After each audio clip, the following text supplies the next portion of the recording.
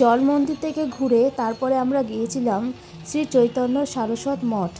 এর ভেতরে আমরা ঢুকলাম, ঢুকেই একটা আলাদা পরিবেশ। নাম সংকীর্তনে চারদিকটা পুরো ভরে গিয়েছিল। তোমাদের একটু শোনাই। এখন এসেছে শ্রী চৈতন্য সারস্বত মঠে। এখানে হরি সংকীর্তন হচ্ছে, তোমরা দেখতে থাকো।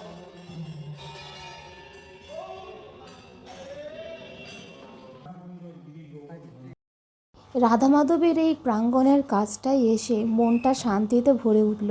কী যে বলবো, সেই অনুভূতি বোঝানো অসম্ভব। খুব কাছে যেতে পারিনি, কিছুটা দূরে গিয়েই আমরা ভিডিওটা করে তোমাদের সাথে শেয়ার করলাম। এটা হচ্ছে শ্রী চৈতন্য সারস্বত মঠের বাইরের প্রাঙ্গণটা, যেখানে কীর্তন হয়। অনেক বড় জায়গাটা, তবে খোলা মনে আমি ভিডিও করতে পারছিলাম না, কারণ আমি নিজেই কনফিউজ ছিলাম যে আদৌ এখানে ভিডিও করা নিষেধ আছে কি না। কারণ এর আগে অনেক মন্দির আছে যেখানে শুনেছি যে ভিডিও করা একদমই বারণ, ফটো তোলা তো নয়। তো তার জন্য খোলা মনে ভিডিও করতে পারছিলাম না। তাও আমি শেয়ার করলাম তোমাদের জন্য, কারণ তোমরা আমার ফ্যামিলির মেম্বার, তাই যতটুকু পারলাম তোমাদের কাছে এগুলো শেয়ার করলাম। সারস্বত মঠ থেকে এখন বেরিয়ে গেলাম। এখন চলো দেখা যাক আর কোথায় যাওয়া যায়। এই বিগ্রহটা হচ্ছে শ্রী চৈতন্য সারস্বত মঠের ভেতরে যেটা রয়েছে তার ফটোটা। পর চলে গিয়েছিলাম তিনকড়ি গোস্বামী বাবা মহারাজের সমাধি মন্দির। এখানে অনেক বড় একটা শিব ঠাকুর রয়েছে, বাবা মহাদেব। বিশাল বড়, যেটা অসম্ভব দেখতে সুন্দর, কিন্তু এখানে ফটো ভিডিও সব কিছুই করা বারণ ছিল। আমরা তাও খুব সাবধানে তোমাদের কাছে শেয়ার করার জন্য এই যতটুকু পেরেছি ভিডিও তোমাদের সাথে শেয়ার করলাম, ফটো তোমাদের কাছে শেয়ার করলাম। দূর থেকে দেখো, এটা করেছি বাইরে থেকে, আমরা বাইরে বেরিয়ে এসেছিলাম, সেখান থেকে করেছি। ভালো লাগলে অবশ্যই কমেন্ট করে জানিও। এরপরে আমরা আর একটা মন্দিরে গিয়েছিলাম, যেখানে ফটো ভিডিও এখানেও করা বারণ ছিল। দুঃখিত, তার জন্য মন্দিরের বাইরে নামটা তুলতে পারিনি, যার জন্য তোমাদেরকে বলতে পারলাম না এটা কিসের মন্দির। তো মন্দিরের কাজটা দেখো ওপরে, যতটা পেরেছি আমি তোমাদের কাছে তুলে ধরার চেষ্টা করেছি, কারণ এখানে খুব সাবধানতা অবলম্বন করে আমাকে ভিডিওটা করতে হয়েছে, কারণ ঘুরতে এসেছি, তোমাদের সাথে শেয়ার না করলেই নয়, তার জন্য। আর তোমরা অবভিয়াসলি সবার আগে আমার ফ্যামিলি মেম্বার। দেখো এখানে শ্রী শ্রী রাধা রমন চরণ দাসের পূর্ণ সমাধি মন্দির, যেটা বাইরে থেকে বন্ধ রয়েছে। তো এটা একটু পরে তোমাদের দেখাতে চলেছি। দেখো তোমরা, এখানে ময়ূরের পালক দিয়ে পালকের কারুকার্য করে করা হয়েছে এই মন্দিরের দেয়ালটি। তো এই যে সেই শ্রী শ্রী রাধা চরণ রমন দাসের সমাধি মন্দির, এখানে উনি ঘুমাতেন। এই যে সেই শয়ন গৃহ, এটা এই গৃহের দরজাটাই বাইরে থেকে বন্ধ।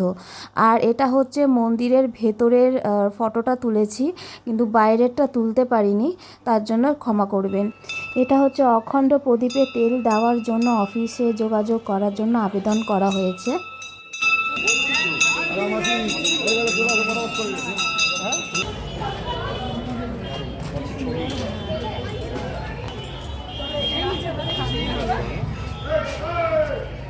দেখো বন্ধুরা, এখানে কত সুন্দর কাজ করা।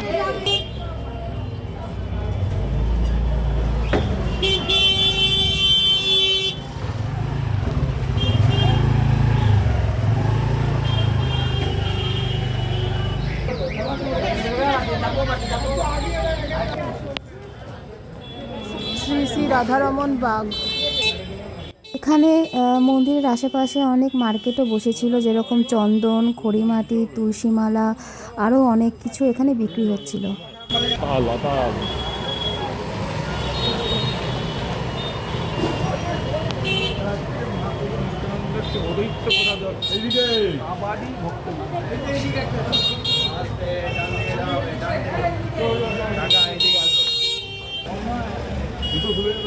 শ্রী শ্রী জগাই মাধাই উদ্ধার মন্দির দেখতে পাচ্ছ বন্ধুরা। শ্রী শ্রী রাধারমন বাগ দেখো বন্ধুরা, আর মন্দিরের কারুকার্যটা একবার দেখো তোমরা।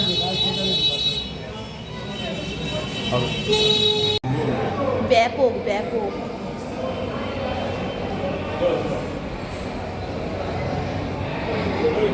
বেরিয়ে চলো।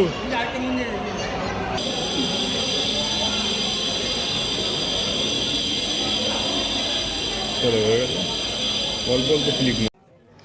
এরপর আমরা ঢুকে গিয়েছিলাম শ্রী শ্রী শ্রী চৈতন্য মহাপ্রভু আমাদের গৌরাঙ্গের জন্মস্থানে।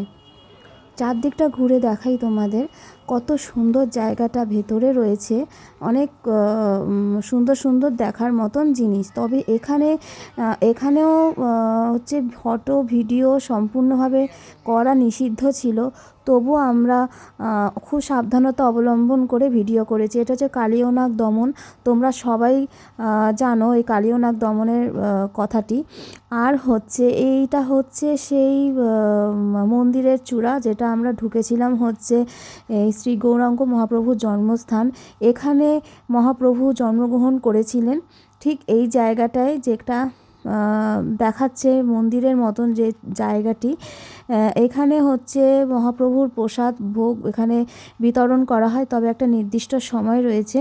সময়টা ওখানে লাগানো ছিল, সময়টা তোমাদের এখন বলতে পারবো না, কারণ ওটার ফটোটা তোলা হয়নি। কারণ এখানে তো সম্পূর্ণভাবে ভিডিও করা নিষিদ্ধ ছিল, খুব সাবধানতা অবলম্বন করে ভিডিওটা করেছি। এখানে সেই ধাগা সবাই এখানে মনস্কামনা পূরণের জন্য মহাপ্রভুর কাছে প্রার্থনা করে। আর এই উঠোনটা হচ্ছে বাগানের মতন, উঠোনটা হচ্ছে এখানে স্বয়ং মহাপ্রভু খেলাধুলা করতেন, শৈশবে মহাপ্রভু খেলাধুলা করতেন, এটাকে ঘিরে রাখা হয়েছে। তাও তোমাদের কাছে চেষ্টা করলাম যতটুকু পেরেছি ভিডিওটা করে তোমাদের সাথে শেয়ার করার জন্য। এখানে সম্পূর্ণভাবে ভিডিও করা নিষিদ্ধ ছিল। এই যে পঞ্চবটী আর ওই যে সপ্তঘোড়া, যেটাকে খুব শুভ বলে গণ্য করা হয়, এটা হচ্ছে পঞ্চবটী গাছ। এখানে 5 রকম গাছ এখানে লাগানো রয়েছে, বটবৃক্ষ, অশ্বত্থ, এরকম সব কিছু নিয়ে আরও 5টা গাছ এখানে রয়েছে। আর প্রচুর হনুমান এখানে লাফালাফি করছিল, এখানে হনুমান হইতে সাবধান বলেও দেওয়া হয়েছিল। তো আমরা এখান থেকে বেরিয়ে গিয়েছি, মানে বেরোনোর পথেই মন্দিরের চূড়াটা। এটা হচ্ছে শ্রী গৌরাঙ্গ মহাপ্রভুর জন্মস্থান, এখান থেকে এখন বেরিয়ে যাচ্ছি। চলো এবার কোথায় যাওয়া যায় দেখা যাক, আমাদের সাথে থাকো।